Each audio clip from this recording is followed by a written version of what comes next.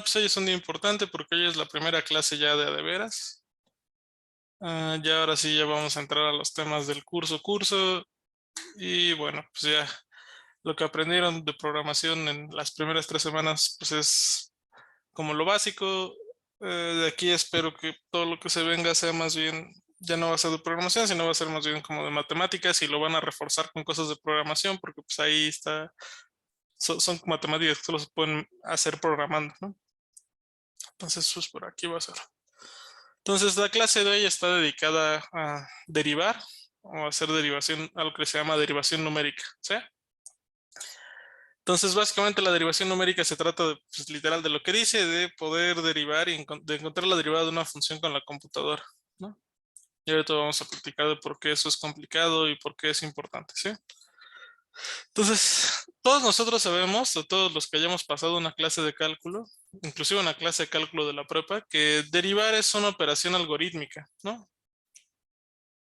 O sea, derivar una función es algo que se puede hacer de forma algorítmica. Si les doy la función más fea o más complicada o lo que sea, aunque les tome 1 hora, ustedes pueden encontrar la función que les da la derivada. ¿Están de acuerdo?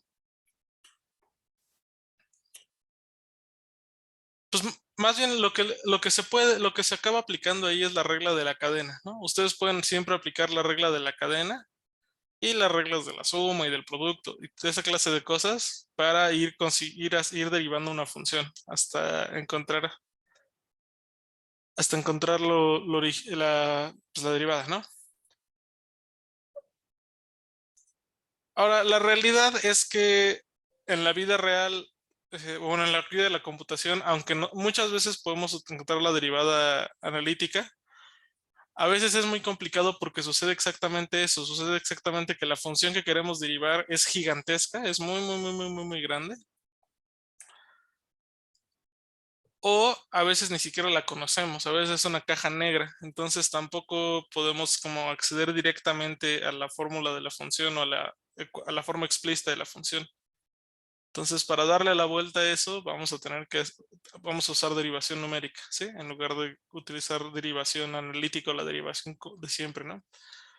Y bueno, vamos a platicar de eso hoy, ¿no?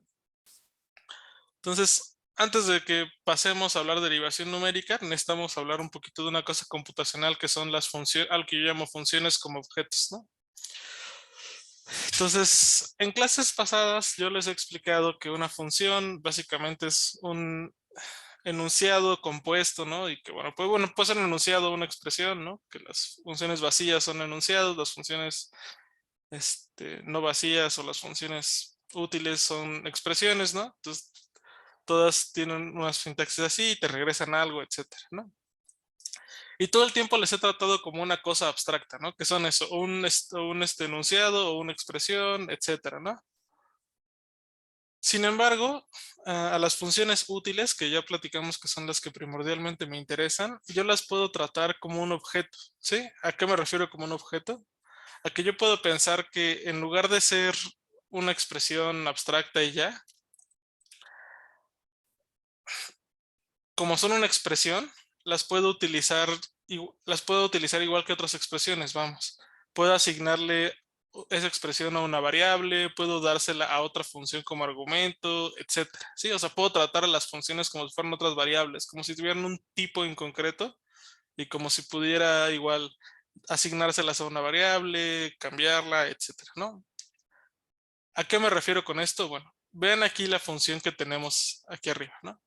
Es una f de x que lo que hace es regresarme el seno de 3x al cuadrado, ¿no?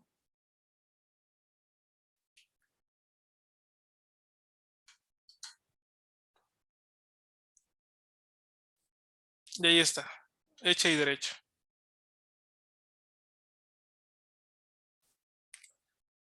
Luego, ¿qué está haciendo este segundo bloque de código? Lo primero que está haciendo es imprimirme cuánto vale f de 45, que va a ser ahí un número.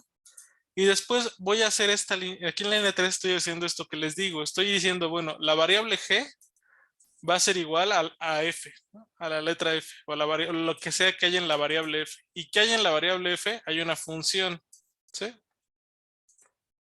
Y luego voy a hacer G de 45, ¿no? Entonces, esto lo que está diciendo es que lo que sea F va a ser también G, ¿no? Entonces, si F es una función, G va a ser una función y G de 45 me tiene que imprimir lo mismo que F. ¿Tienen alguna duda sobre esto que está haciendo esta celda? ¿Sí queda claro lo que quiero hacer con esto? Solo renombras F, ¿no? O sea, nada más No, cambias. no la estoy renombrando. F sigue existiendo y F sigue siendo una cosa ahí con un nombre en concreto. Simplemente estoy diciendo que G va a ser F. Ok, ok. ¿Sí? O sea, G y F siguen existiendo las dos, solamente que hasta aquí, hasta 2, solo existe F. Aquí en 3 defino G como F y después aquí. Diego me pregunta que si cambia G, cambia F. Ahorita vamos a verlo, ¿no? Pero por ahora nada más quiero que vean que las dos deberían de ser funciones e imprimir lo mismo. ¿Sí queda claro eso para todos? Sí, sí, sí, está ahí, sí. Entonces, si corro esta celda, sucede justamente eso, ¿no? F de 45 es tal cosa y puedo hacer esta sintaxis igual de G de 45 y me regresa eso que está por acá abajo, ¿no? Ahora, brevemente, me dice Diego, ¿qué pasa si ahora yo cambio F y cambio G? Vamos a cambiar.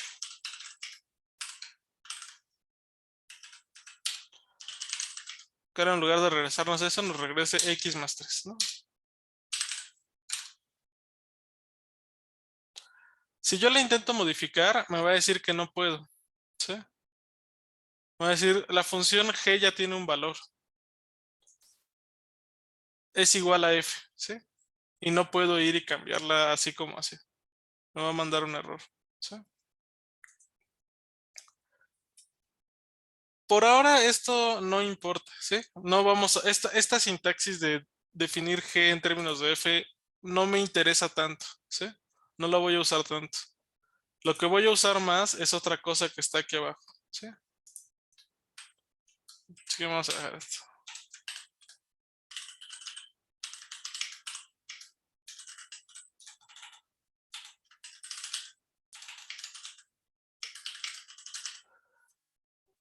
Ah, bueno, y cosa curiosa, eso es redefinir G no se puede, ¿sí? Pero redefinir redefinir F sí se va a poder.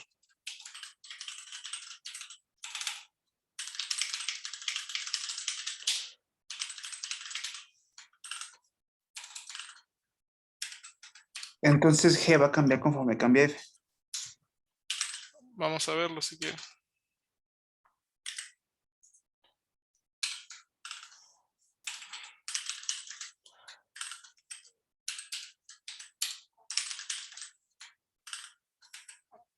Aquí es F de 45, perdón. Aquí es G de 45. Justamente. Y aquí si yo redefino F, también cambia G, ¿sí?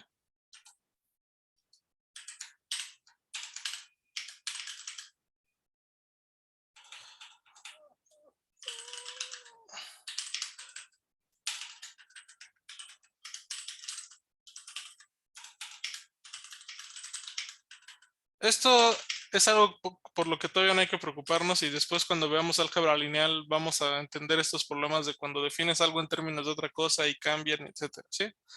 O sea, lo único que quería que sacáramos de aquí era que se puede hacer esta clase de cosas de definir una función en términos de otra. ¿Está bien? Ok, sí. Lo que más me interesa de este enfoque de tratar a las funciones como objetos es que, por ejemplo, las funciones pueden ser argumentos de otra función, ¿sí? Como las podemos tratar como objetos,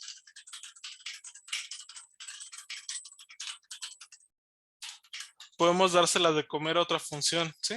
Y tratarla como, pues como tratamos a los argumentos ahí, ¿no? Entonces, chequen esta función que se llama evaluar en 3, ¿sí? Esta función toma como argumento otra función que se llama func, ¿sí? Entonces, esta otra función que se llama func, bueno, ¿qué es lo que me va a regresar esta función de evaluar en 3? me va a regresar la función func evaluada en 3, nada más, ¿no? Entonces esto es muy literal, ¿no? La función se llama evaluar en 3, tomo otra función y me regresa esto que se llama func de 3, ¿no? ¿Alguna duda con esto? Pero no tiene que estar ya definida func. No, O... porque estos, acuérdense que son variables Ah, argumentos, mudas. sí. Ah, sí, sí, sí. Ok, tienes razón. Sí, sí, sí. Cuando Ya, poníamos x y así, tampoco estaban definidas y tampoco tendría por qué estar definida esta función, ¿sí? sí, sí, Para tienes definir razón. esta otra. ¿Alguna otra duda sobre esta?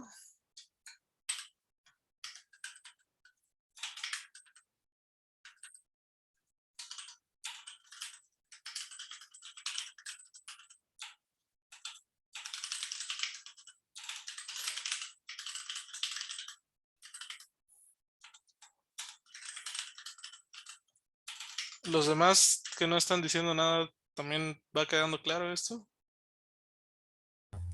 Sí, profe. Ok. Esta sintaxis la vamos a ir usando muchísimas veces, ¿sí? Muchísimas veces vamos a usar funciones que le vamos a dar, argumentos a otra función, ¿sí? Entonces, bueno, vamos a correr esta función de evaluar en 3 y, por ejemplo, vamos a ver qué hace evaluar en 3 del seno, ¿sí? Evaluar en 3 del seno, lo que va a hacer es esto de aquí, ¿no? Calcular, tomar seno e intentar hacer seno de 3 y me va a regresar el seno de 3, ¿no? Entonces, esto de evaluar en 3 del seno debería de ser lo mismo que el seno de 3. ¿Están todos de acuerdo? Sí. Lo corrimos, ahí está, nos dieron lo mismo, ¿no? Ahora vamos a hacer evaluar en 3 de la exponencial. Nuevamente esto me debería hacer la exponencial de 3 y debería valer lo mismo que la exponencial de 3, ¿sí? Ahí está, no hay ningún problema, ¿no?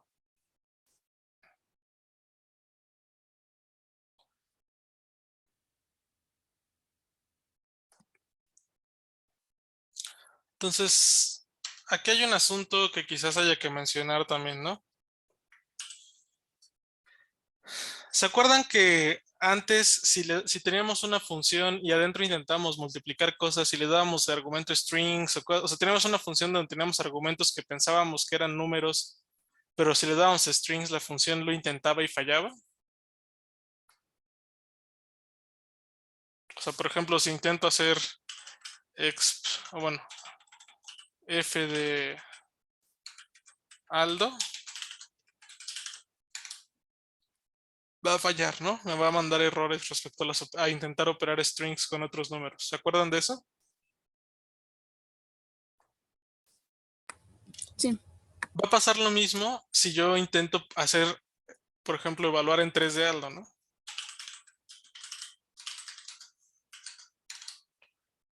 Me va a decir, no puedes llamar un string. ¿Por qué? Pues porque no puedo hacer esto de func de Aldo paréntesis 3, ¿sí?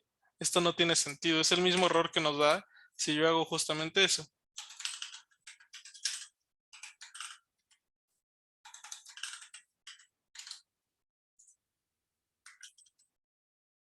Ay, perdón.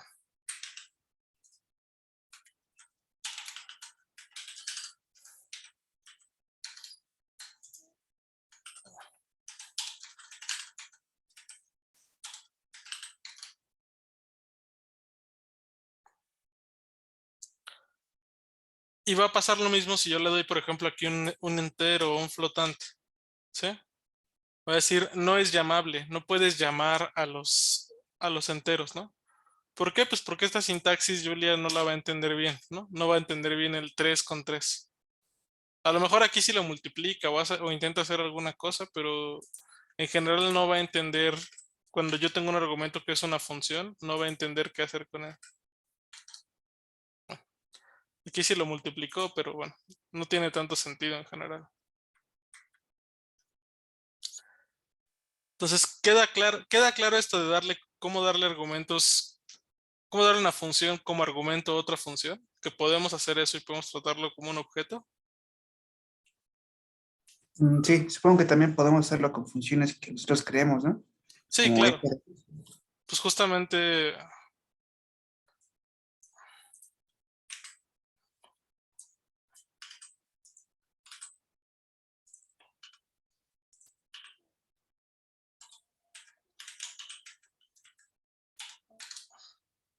Ahí está, ¿no? Con f. Y justamente nosotros lo vamos a usar casi siempre con funciones que hayamos creado.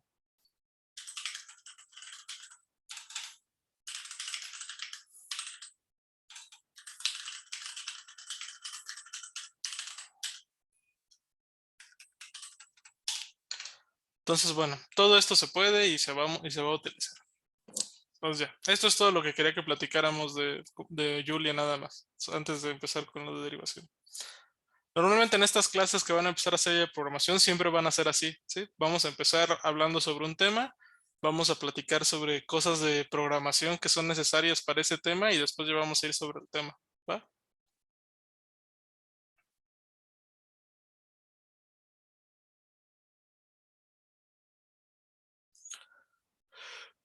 Ok, entonces ahora sí ya empieza lo duro.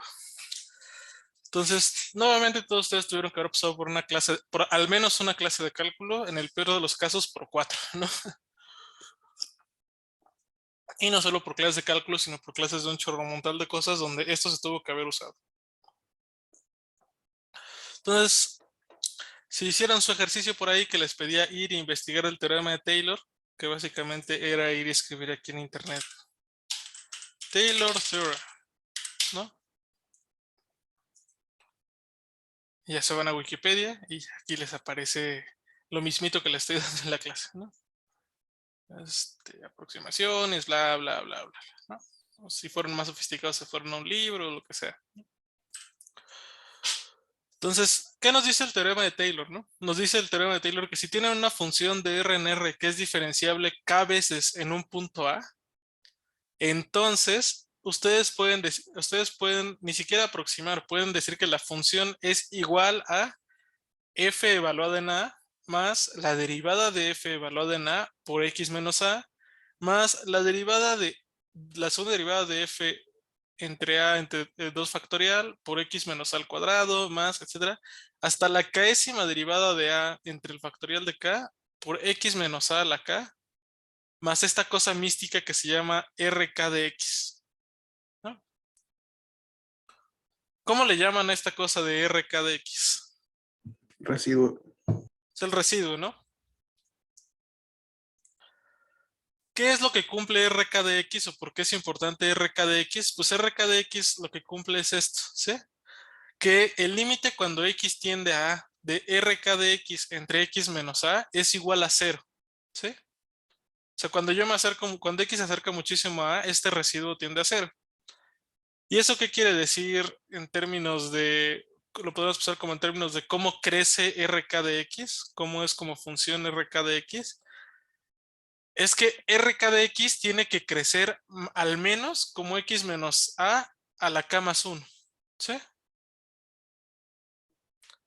O a la K más algo, digamos, a la K más epsilon, ¿no? ¿Por qué? Porque para que este límite sea 0, arriba tiene que crecer más grande este R de K que lo de acá abajo. Entonces, si desprecio yo el residuo, si a mí no me interesa el residuo, o sea, esta parte de aquí es una igualdad, ¿no? No hay ninguna aproximación, nada. Esto es una igualdad estricta y se demuestra y todo. Ahora, si yo mando al diablo el residuo, si a mí no me interesa porque ni siquiera sé cómo es, se ve raro, etcétera, o sea, quito lo demás ya lo conozco, ¿no? Estas son derivadas, esto es una derivada volada en un punto, esto acaba siendo un número, esto es un polinomio, lo que sea. Si yo desprecio todo eso, me quedo con que de forma aproximada, bueno, si yo desprecio más bien el residuo, me quedo con que de forma aproximada la función es un polinomio, ¿sí? La función es f de a más f' de a por x menos a más etcétera, etcétera, etcétera, hasta la késima derivada de a entre k factorial por x menos a a la k, ¿no? ¿Todo clarísimo con esto?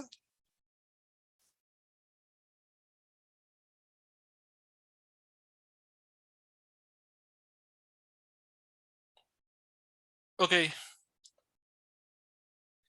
¿Qué pasa? Bueno, antes que nada, ¿qué podemos decir de RK, del residuo? Ok, entonces, si utilizan por ahí el teorema del punto medio, ustedes pueden expresar a RK de la siguiente forma. RK también es la k-unésima derivada de f, si existe, ¿no? Y de hecho vamos a anotarlo aquí porque creo que no está bien que no lo haya puesto. si f es k más 1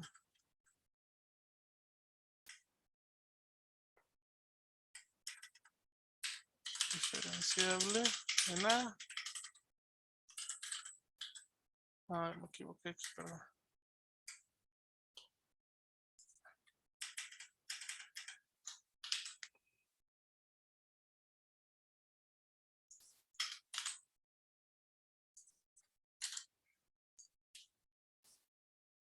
Entonces pueden expresarlo así, ¿no? Como f de xi, la k más unésima derivada de xi entre el factorial de k más 1 por x menos a a la k más 1, ¿no? ¿Quién va a ser xi? Xi va a ser un número real entre x y a que desconocemos, ¿no? No es trivial encontrar xi, pero sabemos que existe, ¿no? Entonces, con esta expresión del residuo, ¿no? Es claro ahora sí que se cumple el límite que habíamos puesto, ¿no? Cuando x se va a, esto se hace 0, ¿no? Y es porque esto va como x menos a la k más 1, ¿no? Más o menos tiene que ir como algo así. Entonces, esto solo es para que quede muy explícito que el residuo puede ser de esta forma y que seguramente es de esta forma, ¿no? Ahora vamos a reescribir el teorema de Taylor de la siguiente forma, ¿sí? Vamos a reescribir el teorema de Taylor ahora sustituyendo, en lugar de x menos a, vamos a poner una h, ¿sí? Vamos a definir una variable h, que eso implica que ahora x va a ser igual a más h, ¿sí? Simplemente despejamos x acá y x. Entonces, esto nos dice que f de a más h va a ser f de a más f' de a por h más f' de a entre 2 factorial por h cuadrada, etcétera, así hasta h a la k, ¿no? Más el residuo k en a más h, ¿no? Y nuevamente el RK, el residuo K, va a cumplir esto, ¿no? Que RK de A más H entre H a la K, el límite de cuando H va a 0, porque ahora cuando X se va a H se va a 0, va a ser igual a 0, ¿no? O sea que el residuo es más o menos igual a HK más 1, ¿no? ¿Alguna duda con esta sustitución?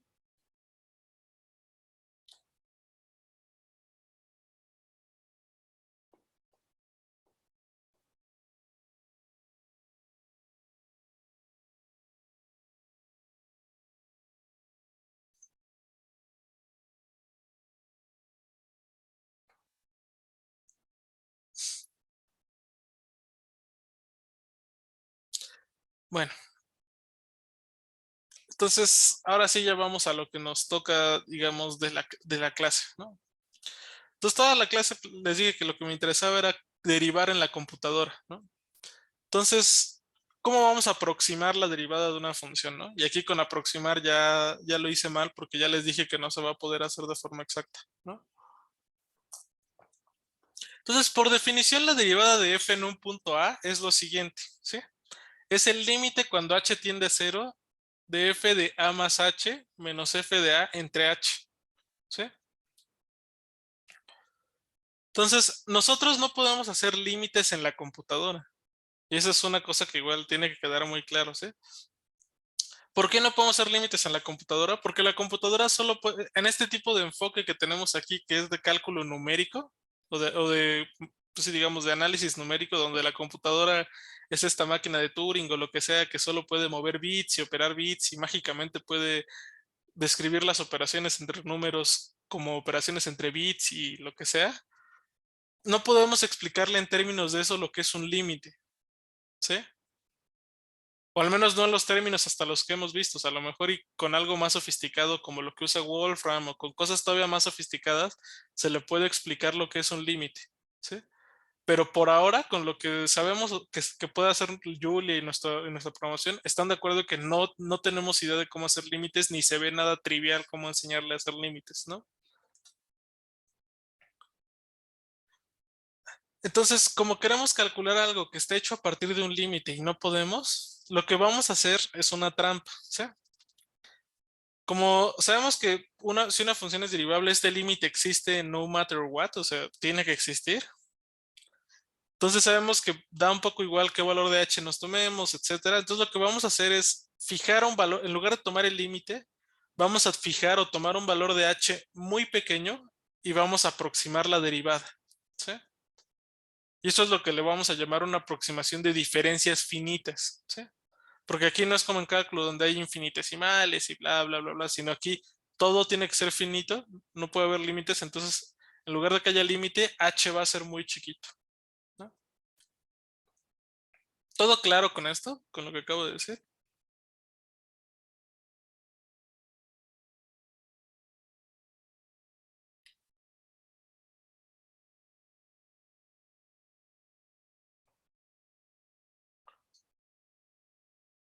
Entonces, obviamente lo primero que vamos a tratar es, bueno, aquí he estado tratando con puras funciones unidimensionales. Vamos a ver al final del notebook cómo se puede extender esto a funciones de varias variables, pero en primero quiero que pensemos nada más en funciones unidimensionales, ¿no?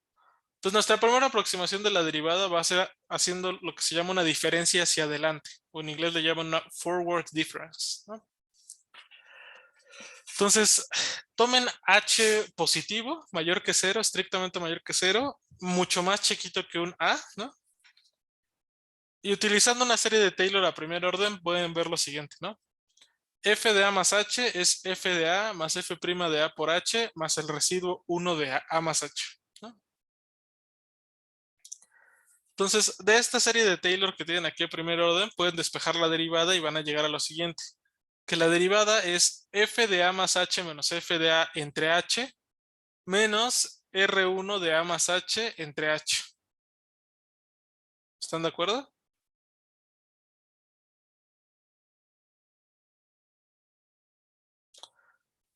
Entonces, si de aquí ustedes desprecian el residuo porque están suponiendo que h se hace muy chiquito y ya habíamos visto que los residuos conforme h se hacía muy chiquito, que el residuo k entre h a la k tendía a 0 cuando h se hacía muy chiquito.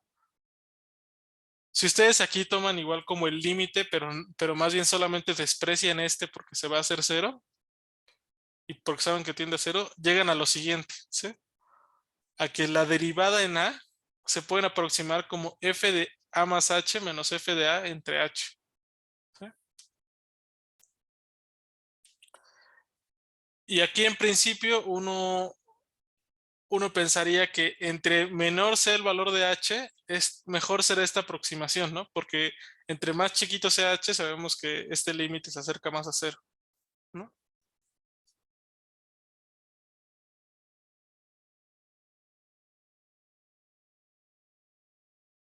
¿Sí? ¿Todo bien hasta acá?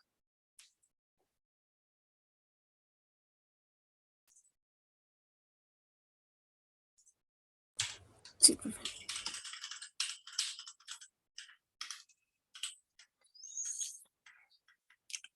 Entonces, esto es solamente una cosa intuitiva, ¿sí? Después veremos que eso no es así.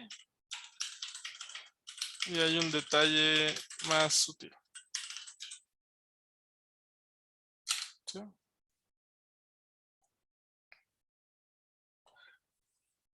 Ok. ¿Qué otra cosa quiero que noten de esta primera aproximación de la derivada? Quiero que noten que el error absoluto de nuestra aproximación, o sea, la diferencia entre la derivada real y esta derivada aproximada, o sea, f de a menos f de a más h menos f de a entre h, es esto, ¿no? Es el residuo, es R1 más de a más h entre h, ¿sí? Entonces, sabemos que el residuo 1 crece como h cuadrada, ¿no? O es más o menos proporcional a h cuadrada.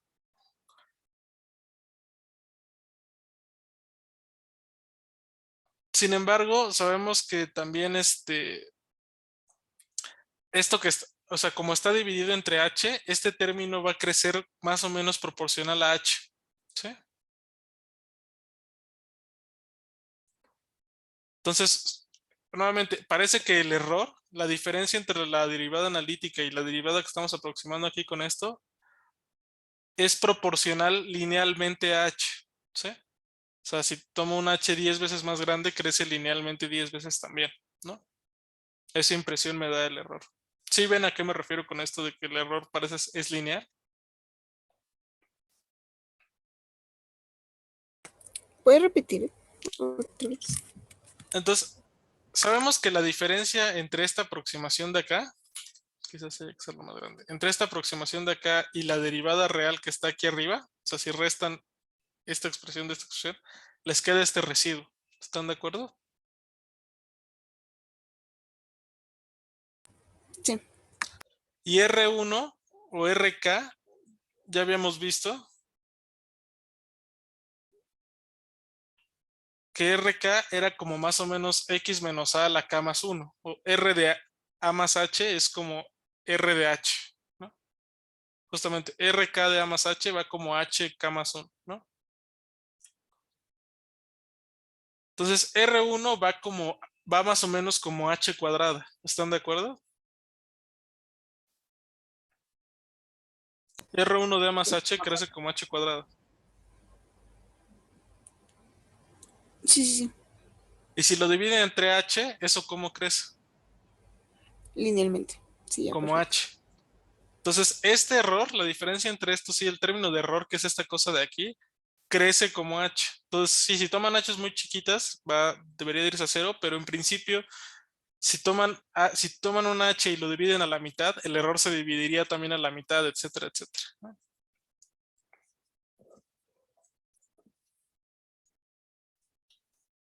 ¿Sí todo claro?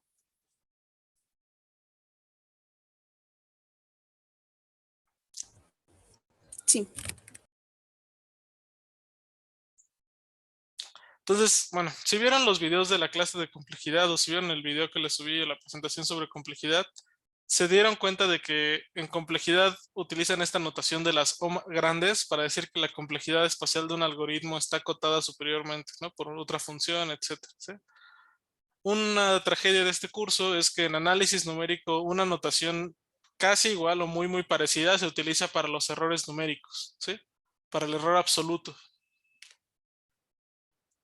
¿Qué quiero decir? Que normalmente la gente les va a decir que la aproximación que acaban de hacer aquí, esta aproximación donde el error es proporcional a h, donde este error crece como h, es una aproximación que le llaman OH, ¿sí? ¿Por qué? Porque el error crece de forma proporcional a h, ¿no? Entonces, cuando vean que el error es proporcional a h a la p, les van a decir que su algoritmo numérico, su aproximación o su error de aproximación es O de h a la p, ¿no? También a esto le llaman el orden del error. Cómo crece, cómo se mueve, más o menos. ¿Sí queda claro esto?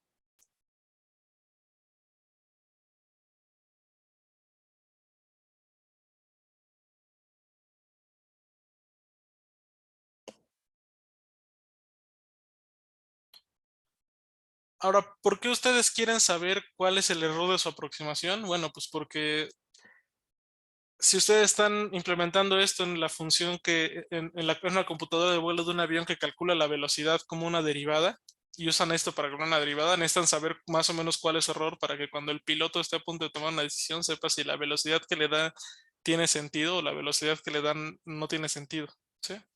O puede ya tener demasiado error. ¿Me explico? Por eso es importante saber esta clase de cosas. Entonces, si les interesa más ver sobre esta notación de los errores, etcétera, aquí hay un link que les dejé a la clase de una amable persona en Chicago, que aquí les explica un poco más cómo es esto de los errores, ¿no? La notación de la O, etcétera.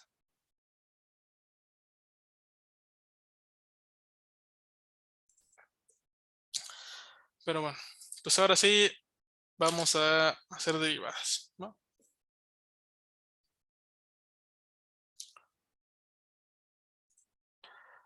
Entonces, voy a definir esta función que se llama primera, ¿sí? Que simplemente va a ser el seno de 2 por pi por x, ¿no? Es un seno común y corriente, todos lo conocen, todos lo han trabajado y va a ser la primera función que vamos a derivar. Voy a hacer la gráfica para que lo recuerden todo. Acuérdense que la primera gráfica que hacemos siempre tarda, ahí está, ¿no? Entonces yo voy a querer derivar el coseno. Digo el seno, perdón. Entre 0 y 1. Ahí está, perfecto. Entonces yo quiero implementar la aproximación de que la derivada va a ser igual hacia f de a más h menos f de a entre h, ¿no? Entonces, ¿qué voy a hacer para eso? Voy a hacer yo una función que se llame diferencia hacia adelante y que me va a regresar la derivada con esta aproximación de la diferencia hacia adelante, ¿no? Entonces, esta función, ¿qué necesito para calcular la derivada? Necesito f, que es la función que voy a derivar. Necesito a, que es donde la voy a derivar. Y necesito h, que es pues, el tamaño de h que voy a utilizar para esto, ¿no? ¿Y qué me va a regresar? Pues simplemente la vil y vulgar fórmula que hay aquí, ¿no? F de A más H menos F de A entre H. ¿Alguna duda sobre lo que hace esta función?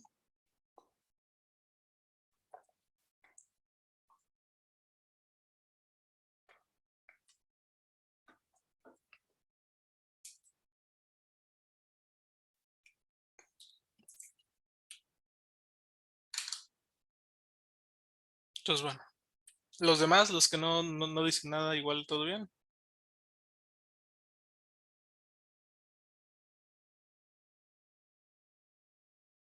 Sí se entiende.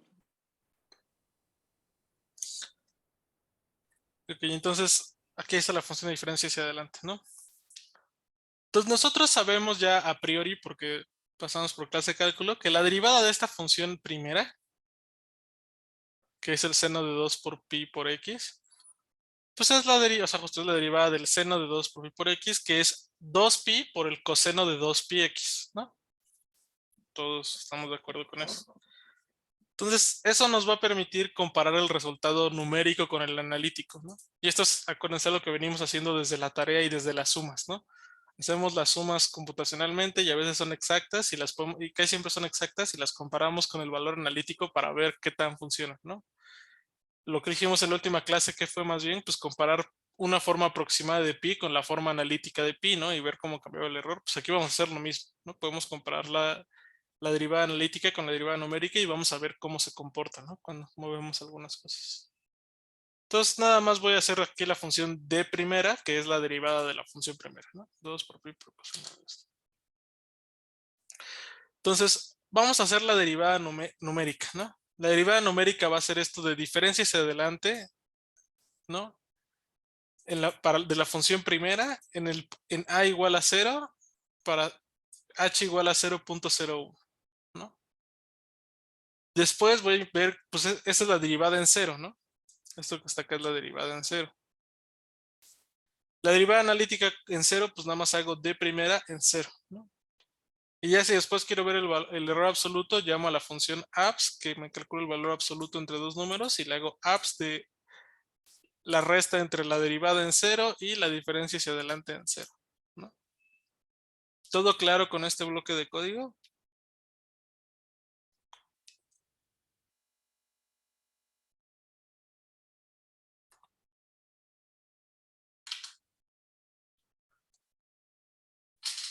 Entonces vean, si lo corren, pues esto acaba funcionando de forma, acá les da el resultado, ¿no?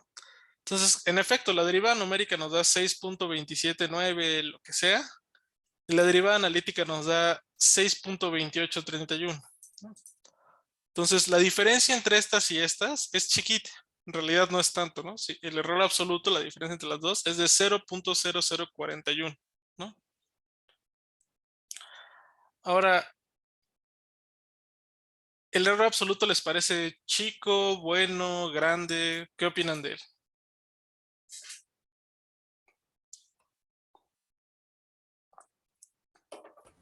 Pues es chico, ¿no? ¿Es chico? ¿Por qué? ¿Por qué dirías que es chico?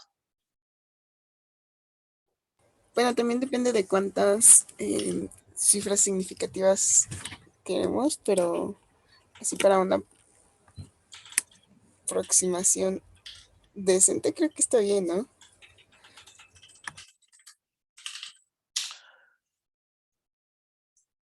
¿Los demás qué opinan? O sea, ¿qué dice Valeria? Pues yo creo que está bien. Así a ojo de buen cubero, ¿no? Que bueno, si hacemos h más pequeña, eh, pues sale más pequeña. Para hacer edificios, ¿no? Pues bueno, Mónica tiene un argumento, ¿no?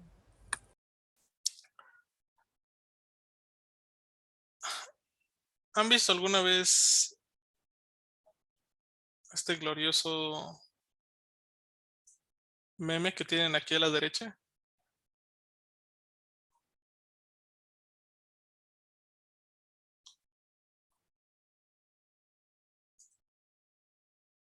Sí lo han visto, ¿no? O sea, sí han visto este meme del güey que dice como de depende del contexto, ¿no? O sea, había un meme muy bueno que cuando ahora que estaba el paro que decía así, que decía como de dos son mucho y decía depende del contexto, ¿no?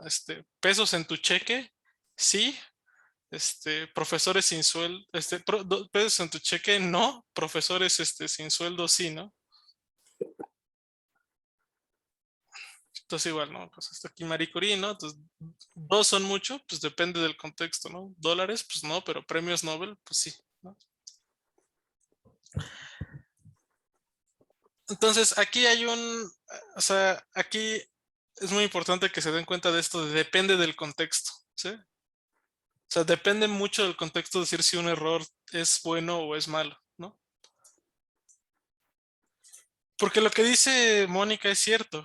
Si van a hacer un avión y tienen un error de este tamaño, pues no se ve tan bonito, ¿no?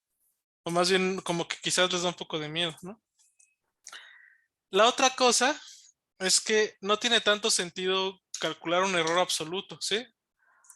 O sea, 0.41 es grande o es 0.0041 es grande o chico, pues más bien depende de cuánto sea la derivada, ¿no? Si la derivada fuera 0.001, el error absoluto sería 5 veces más grande, 4 veces más grande que la derivada, entonces dirían, no, ¿cómo es posible?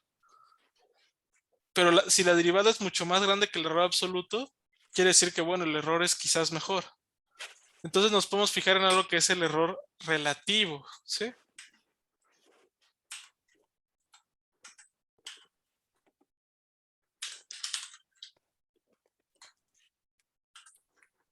Entonces vamos a calcular esto de esta forma, ¿no? Entonces vamos a hacer la resta de estos dos.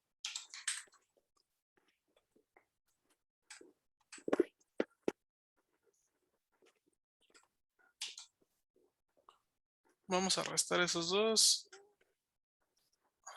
Entonces chequen cómo están los paréntesis, ¿no? Primero agrupo la resta de estos dos. Aquí no vamos a separarlo para que sea más claro. Luego divido entre la derivada analítica. Y todo eso está agrupado en el valor absoluto y todo eso está agrupado aquí en el print, ¿no? Y obviamente es otro tipo de error. Este es el error relativo, ¿sí? ¿Qué es el error relativo? Pues es justamente el error absoluto entre el valor analítico, ¿no? ¿Qué porcentaje del valor real está, qué tan distante estoy del valor real, ¿no? Entonces, el error relativo, si lo ven, es muy, muy bajo. Ahora sí, es 0.0006, ¿no? O sea, en porcentaje, esto dice que estoy más o menos como un 0.06 lejos de mi derivada. ¿Están de acuerdo?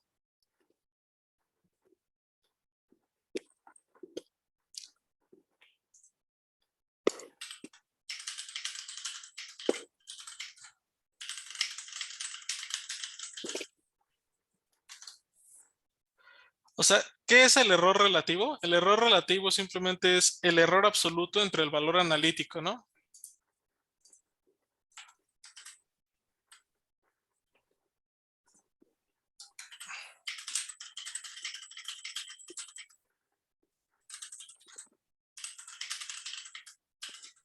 El error absoluto.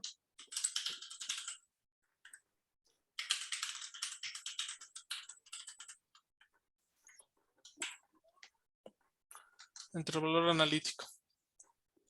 Entonces, el error relativo es muy, muy chiquito, ¿no? Es muy, muy, muy chiquito. Es 0.0006, ¿no? Entonces, quiere decir que en términos o midiéndolo como en la escala de cuánto vale la primera derivada analítica, estamos muy poquito lejos de forma relativa a ella, ¿no?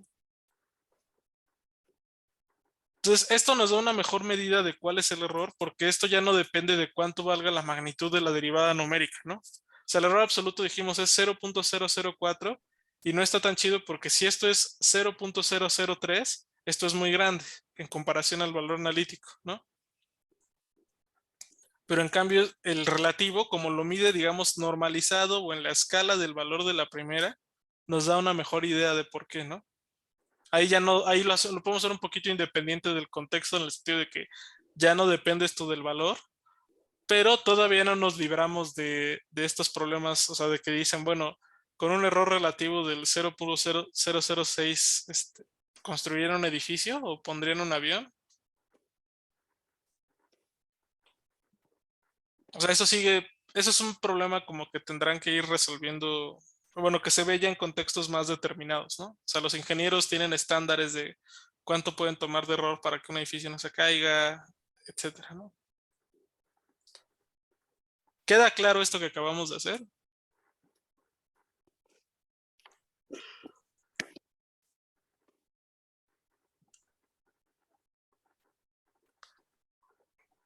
Entonces, ¿qué pasa ahora si cambiamos el valor de H?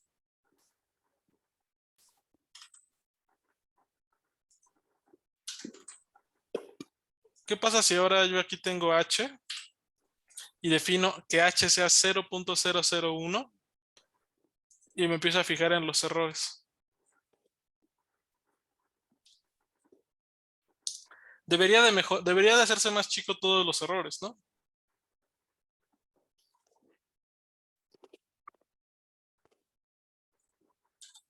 Porque vimos que conforme nos hacemos H más chicos, entonces debería de hacer más chiquito.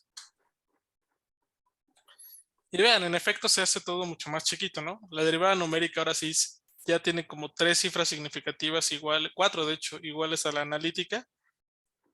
El error relativo ya se va a 10 a la menos 6, ¿no?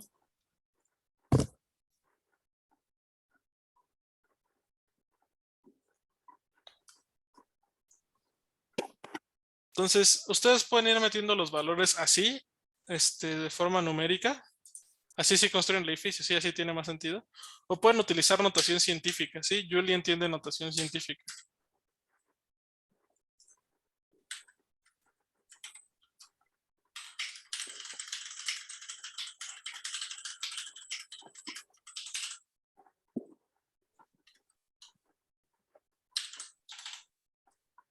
Para declarar, para usar flux, ¿no?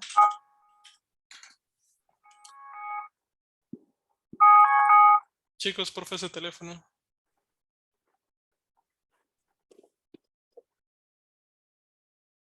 Entonces, bueno, ven cómo mejora, ¿no? Mejora bastante.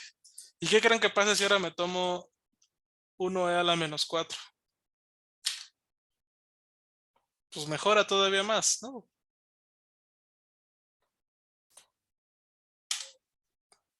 Entonces, si ya vimos que y 10 a la menos 5, pues vean, todavía se hace más chiquito y más chiquito, ¿no? Ahora, ¿qué creen que pase si yo me tomo 10 a la menos 10?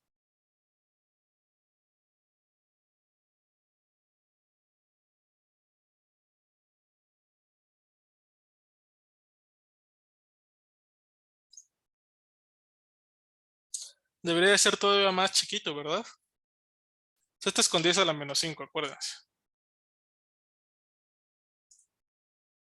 Bueno, pues si toman 10 a la menos 10. Ah, miren, les aparece aquí que es 0.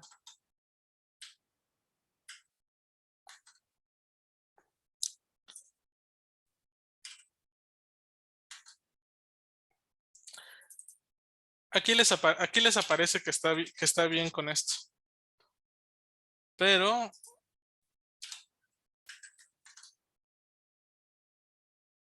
eventualmente, este fue un mal ejemplo en ese sentido, pero eventualmente van a ver que lo que pasa no siempre es esto, ¿sí? No siempre se llega a errores de 0 ni nada. Eventualmente esto va a fallar. Y después vamos a ver por qué. Pero bueno, ¿alguna duda sobre esto que acabamos de hacer?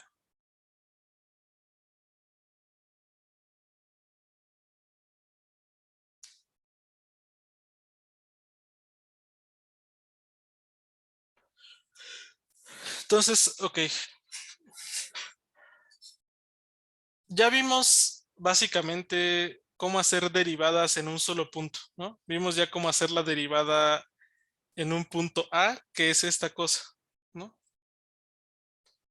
La derivada en un punto A y ya. Sin embargo, normalmente a mí lo que me interesa no es pensar la derivada como un solo punto, sino como una función, ¿sí? Normalmente me interesa pensar la derivada, les dice, como la función es derivable en todo un intervalo, pues lo que pienso es que hay una función que me regresa la derivada para cualquier punto, ¿no? Entonces, yo puedo también puedo tratar de intentar de ver la derivada como una función y hacer la gráfica, ¿sí? Entonces, aquí vamos a hacer eso. Primero voy a definir unas x's que van a ir de 0 a 1 en 101 pasos, ¿no? Mi yes1 va a ser la primera, va a ser la derivada analítica, ¿no? Esta es la derivada analítica de la función que ya conozco. Y luego, ¿cómo voy a hacer la derivada numérica como una función, ¿no?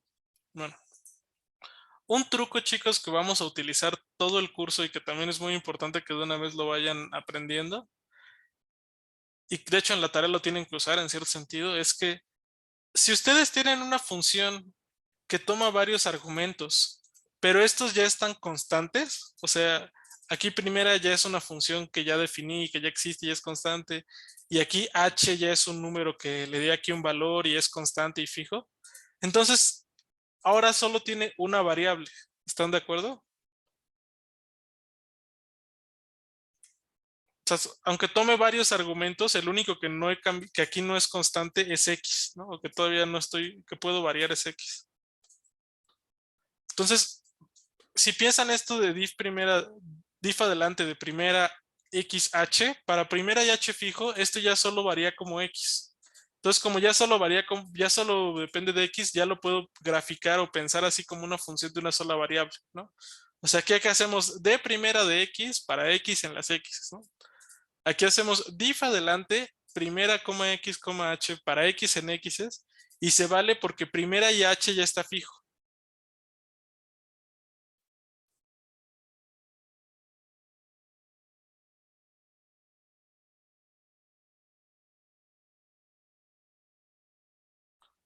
Puedo hacer yes2 de esta forma y puedo solo ir variando x porque primera y h ya está fijo. ¿Sí queda claro eso?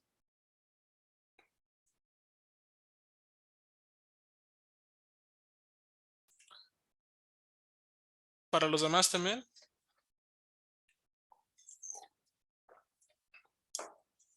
Ok, entonces ya que tenga eso, pues hacemos el plot de la primera y luego hacemos el plot de la segunda, ¿no?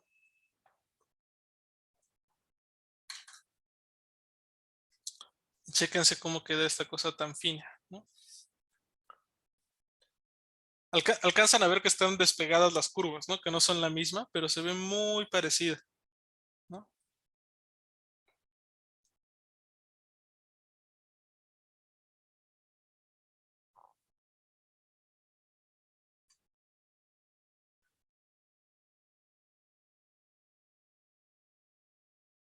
Y obviamente esto se ve que es un coseno, ¿no? Es el coseno, tiene una amplitud de 2pi justamente y se ve que va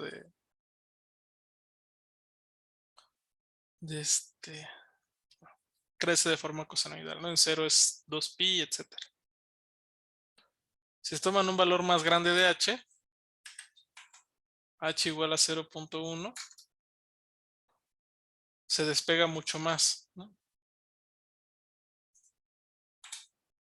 Toman 0.5, se pega un poquito más.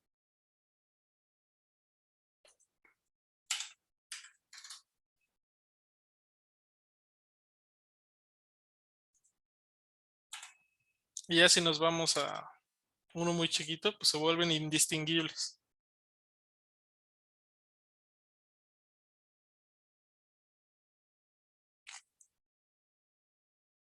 Bueno. Entonces, aquí ahora vienen unos ejercicios que les toca hacer a ustedes, ¿sí?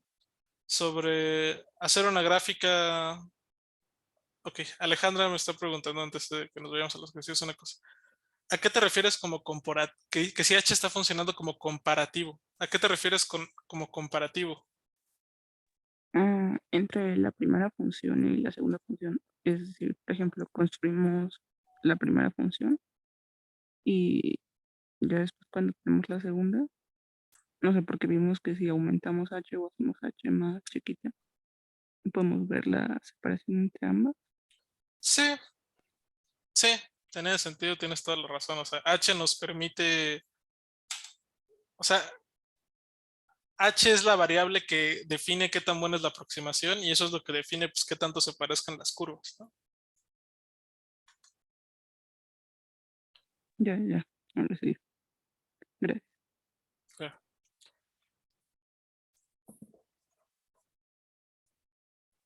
Entonces, ahora sí se vienen dos ejercicios que les toca hacer a ustedes.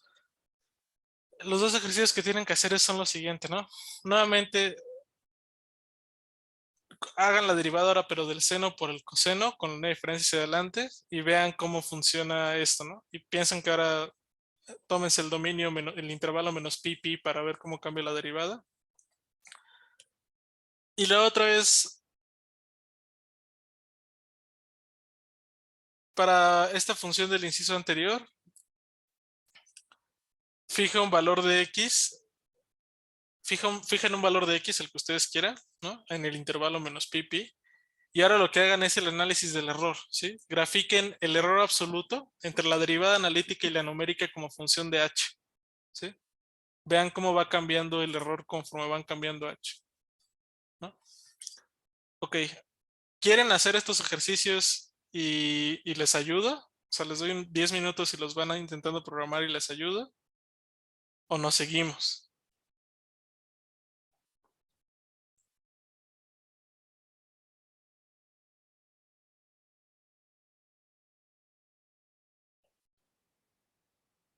Ok, entonces háganlos.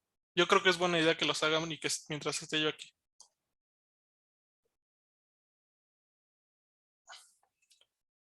Entonces, porfa, intenten irlos haciendo y yo me quedo aquí en el en Zoom si tienen alguna duda y también en Slack lo tengo abierto aquí por si también quieren que le resuelva dudas por ahí.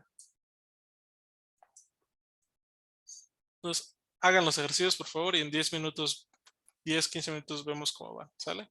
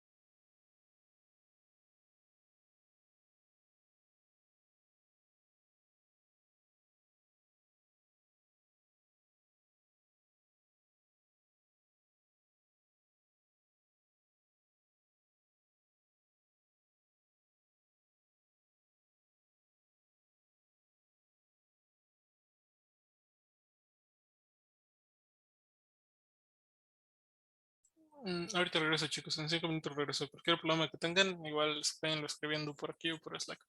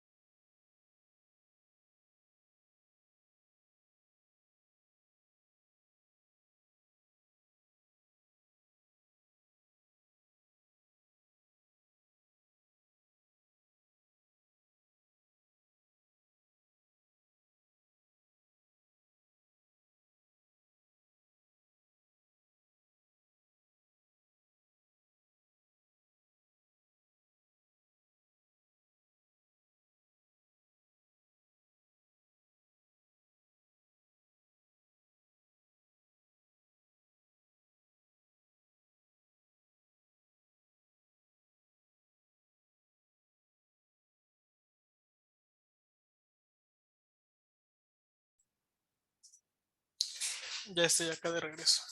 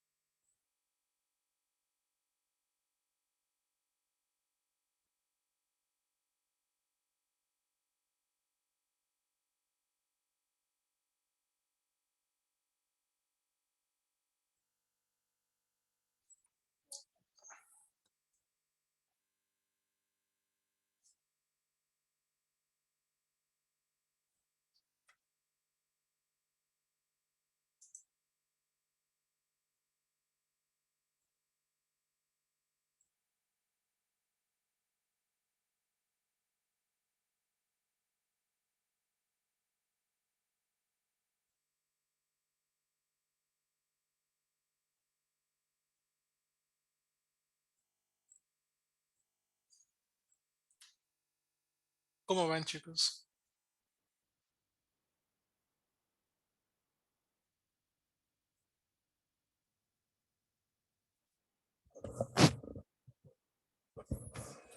Llamero, ¿alguna duda?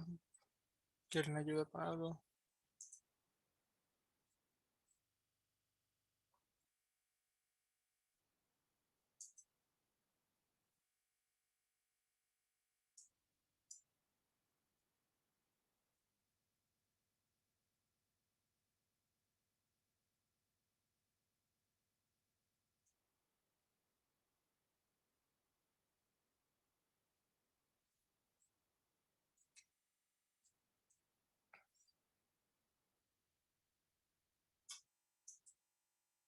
Pues a ver, denle otros 10 minutos y vamos a ver qué tan lejos pueden llegar.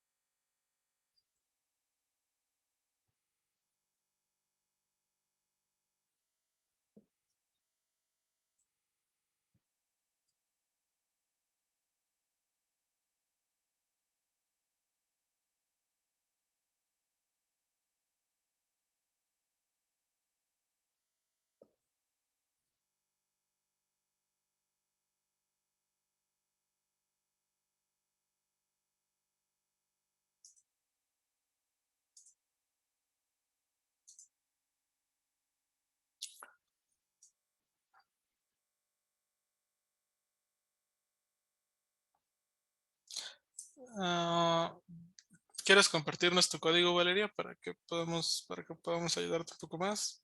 O si quieres, puedes mandármelo por Slack si no quieres compartir, como prefieras.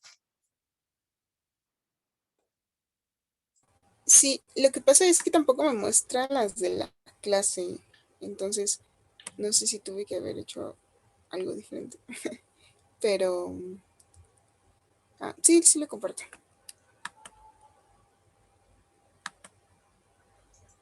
Ah,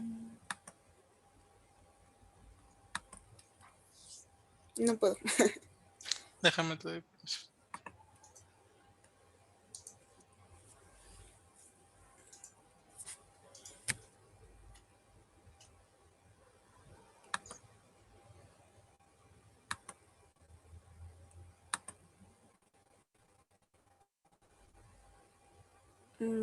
Ya se ve. Sí. Se queda corriendo. Listo, pues. ¿Puedes ir Ajá. más para arriba, por favor?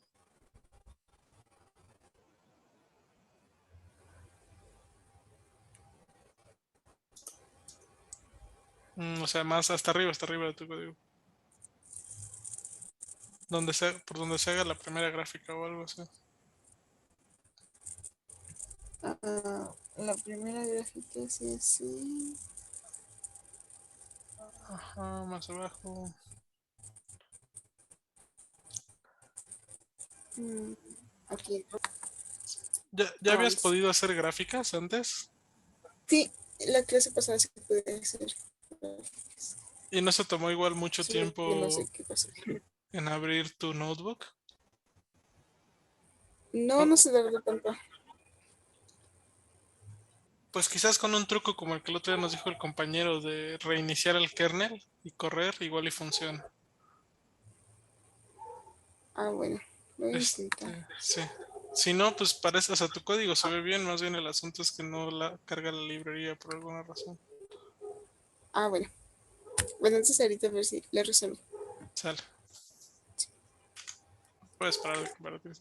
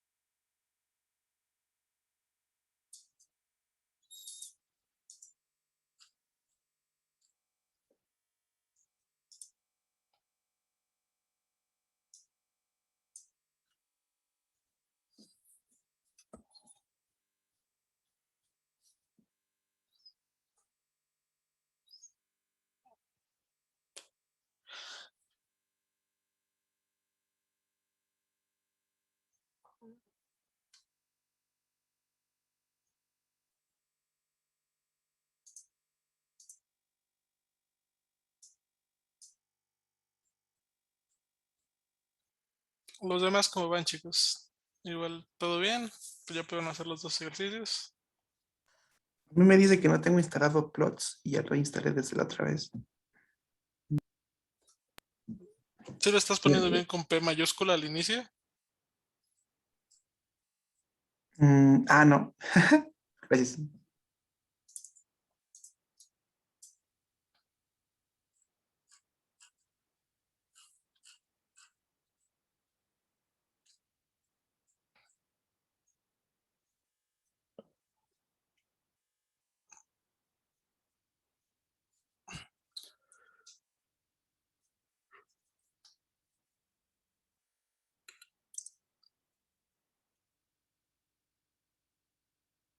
Los demás, ¿cómo van?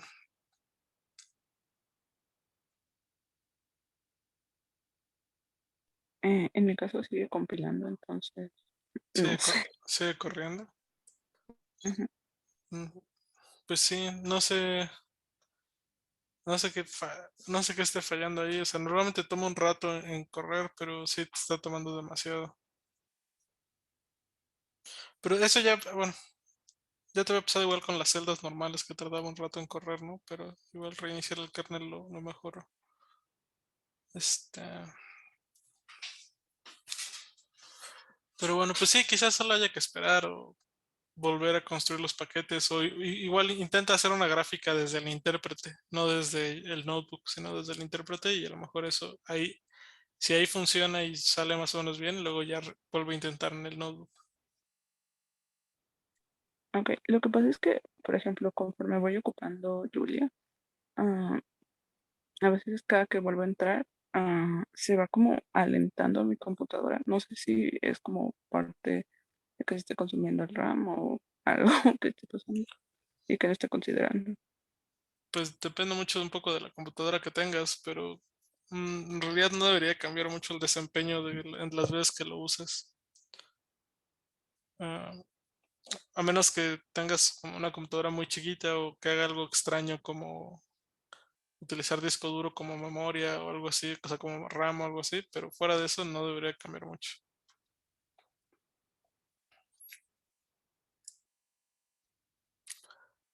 Pero bueno, pues digo, voy a tener que ahorita seguir dando un poco de clase y este, ahorita y ya se tendrá que quedar con Leo al rato para hacer las cosas de los ejercicios. Para usar la escala logarítmica aquí en el notebook anterior, nada más tenían que poner esto de xscale log 10, yscale log 10.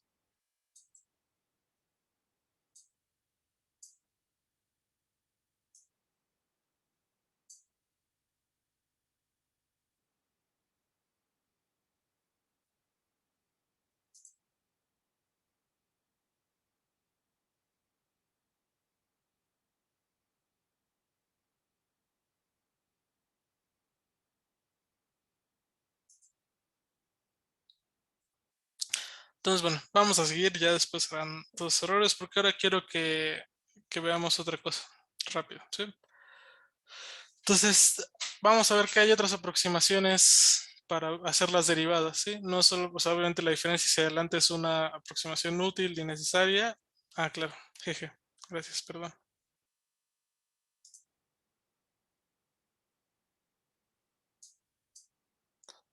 Lo que te decía de la escala logarítmica es esto, ¿no? Xscale y yscale. 2 puntos log 10.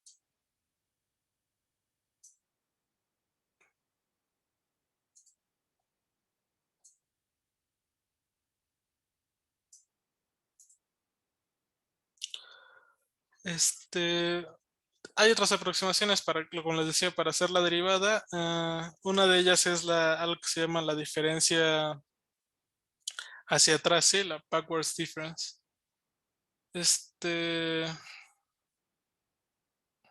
Bueno, ¿qué es una backward difference? Pues básicamente es, ahora aquí igual tómense un h positivo, ¿no? Y h mucho más chiquito que a en principio. Entonces, si ahora en lugar de hacer f de a más h, hacen de a menos h, les queda lo mismo, solo que aquí les sale un menos con este, ¿no? Y bueno, el menos lo van arrastrando y pueden hacer exactamente el mismo proceso y lo que les va a quedar por este menos es que ahora la derivada les va a quedar como f de a menos f de a menos h entre h, ¿sí? Y el residuo les queda igual con R1 de A menos H entre H, ¿no? Entonces exactamente pasa lo mismo con el término, con el residuo 1. Va a pasar exactamente lo mismo, ¿sí? O sea, va a crecer como H, se va a ir a 0 cuando H tiende a 0, no cambia, ¿no? Entonces, lo que cambia es la aproximación de la derivada, ¿no? Ahora es f de a menos f de a menos h entre h. Entonces, le llaman diferencia hacia atrás, ¿no? Backwards difference, porque cuando en la primera tenían a más h menos f de a más h menos f de a, ahora tienen f de a menos f de a menos h. sea, es como si calcularan la derivada ahora comparando con un punto hacia atrás, no con un punto hacia adelante como tenían en la otra, ¿no? En la otra comparaban con A más H y aquí comparan con A menos H. Pero bueno, la aproximación es igualita, ¿no? Se deduce exactamente de la misma forma. ¿Alguna duda con esto de la otra aproximación?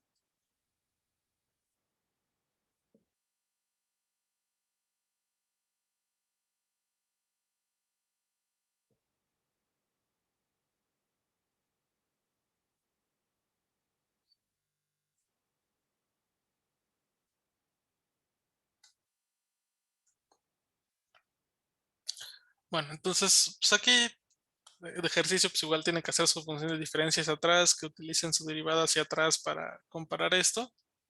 Muy fácil, es igualita que la diferencia hacia adelante, nada más hay que cambiar la fórmula y ya, ¿no?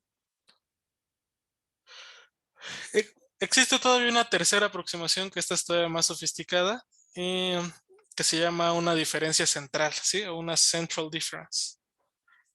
Entonces, la diferencia central o la diferencia centrada se trata de que ahora expandan tanto A más H como A menos H, pero ahora en una serie de Taylor hasta orden 2 o hasta, bueno, sí, hasta orden 2, ¿no?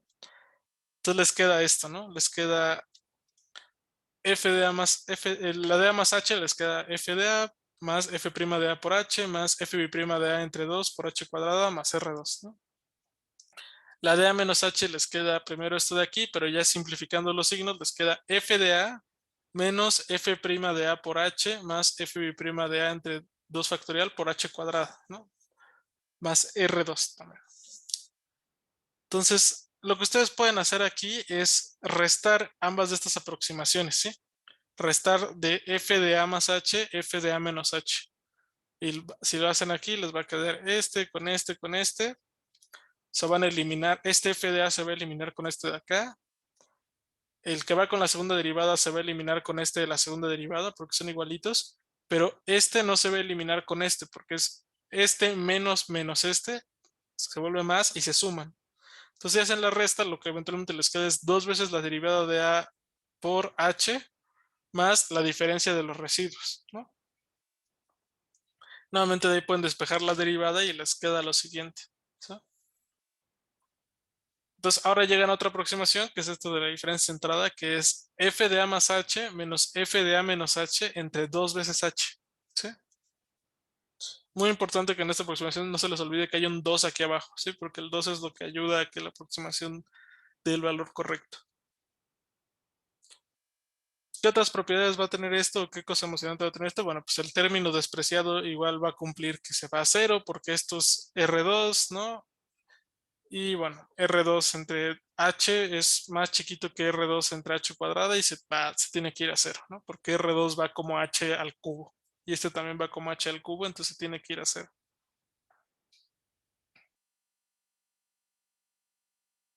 Entonces, nuevamente, pues el ejercicio es que ahora sí hagan una diferencia centrada, ¿no? Que les implemente ahora esta fórmula para que les calcule la derivada en un punto A, ¿no? Es igualita que las otras funciones. Ya ahora sí, después se viene la parte como más difícil, que es hacer gráficas en las que comparen las derivadas, las tres aproximaciones de la derivada, ¿sí? La central, la centrada, la hacia atrás y la hacia adelante, ¿sí? Entonces, para cada una de estas funciones, quiero que justamente hagan las tres cosas, ¿no? Que hagan la gráfica de la derivada, la gráfica de esta función y su derivada, como función, vamos, o sea, esta gráfica de acá arriba.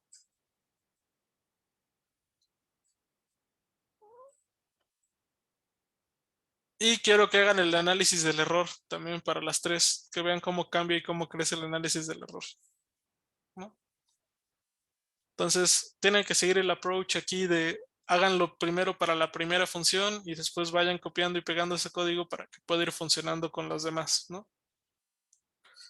También tienen que tener cuidado porque la función f3, por ejemplo, tiene aquí una divergencia en 0. Entonces, los intervalos donde la deriven no pueden tener el 0 porque va a explotar esto, ¿no? De hecho, no estoy seguro de que explote porque el seno también se va a 0 y creo que queda bien, pero por cualquier cosa, mejor no lo hagan.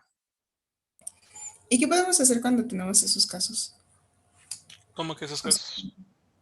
que el intervalo o sea, por ejemplo, si tenemos un rango y queremos analizarlo ahí, pero en cero, justo pasan Mm, cosas raras. O en otro Pues punto. sí, o sea, hay divergencias en realidad y no es como buena idea hacerlo en la computadora.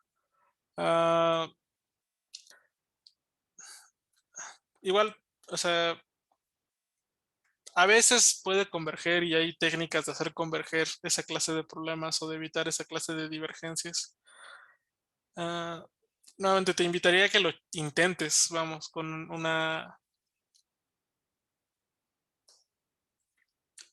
a que lo intentes y veas qué pasa, pero también a lo que voy es, los lenguajes tienen formas, digamos, o Julia al menos, que es más moderno, tiene formas de manejar esta clase de divergencias.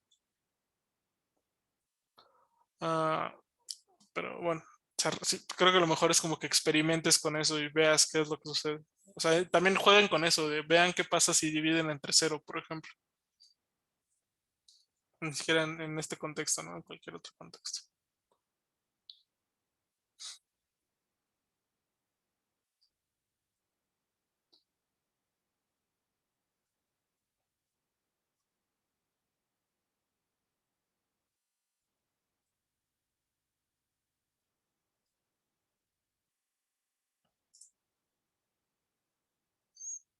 Pero bueno, tienen que hacer ese ejercicio también.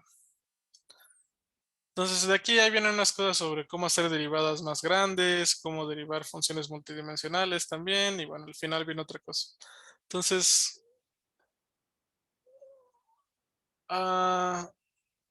aquí digo, para las derivadas de orden más grande, lo que tienen que hacer, por ejemplo, para obtener la segunda derivada es, para agarran estas expresiones, y ya vimos que si las restan, se cancelan los términos de la segunda derivada, y se quedan los de la primera. Pero si ahora las suman, van a ver que se van a quedar los términos de la segunda derivada y se van a ir estos de acá. Y se va a ir el de la primera. Entonces les va a quedar una expresión para la segunda derivada.